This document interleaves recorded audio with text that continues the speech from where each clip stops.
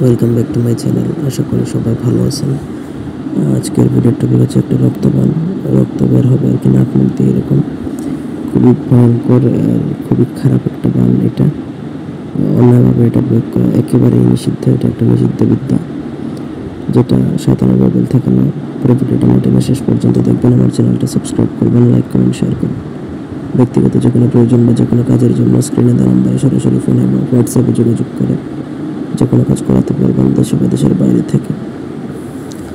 স্ক্রিনে দেখুন যে নকশাটা দেখতে পাচ্ছেন, এটা দ্বারা মূলত রক্তবান প্রয়োগ করে, এবং এই রক্তবান যদি 72 ঘন্টার মধ্যে না কাটা হয় তাহলে যার উপর প্রয়োগ করা হবে সে একেবারে নিঃশেষ হয়ে যাবে, মানে মারা যাবে। স্ক্রিনে দেওয়া নকশাটা আপনাকে কাফনের কাপড়ের উপর লিখতে হবে অরিজিনাল লাল চন্দন দ্বারা অথবা কামসিঁদুর দ্বারা লিখলে হয়। এগুলো খুবই এক্সপেন্সিভ জিনিস, ভালো করে দেখে শুনে কিনবেন। আপনাদের প্রয়োজন হলে আমাদের থেকে নিতে পারেন।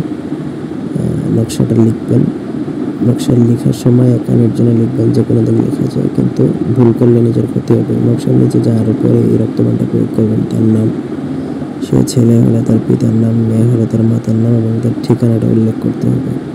নকশা লেখা হয়ে গেলে সেই নকশা আপনাকে একটা মাদুলি বা কোনো পুটলিতে ভরবেন, যাতে পানি বা কাদা না লেগে নষ্ট হয়।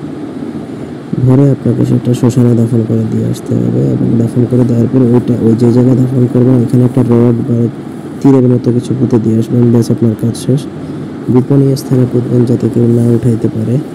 ব্যাস, আপনার আর কিচ্ছু করতে হবে না। 72 ঘন্টার মধ্যে শত্রুর নাক মুখ দিয়ে ব্লিডিং হবে বা রক্তপাত হয়ে শত্রু একবারে নিঃশেষ হয়ে যাবে। অন্যায়ভাবে প্রয়োগ করা এটা সম্পূর্ণরূপে নিষিদ্ধ এবং কুফরি। ধন্যবাদ।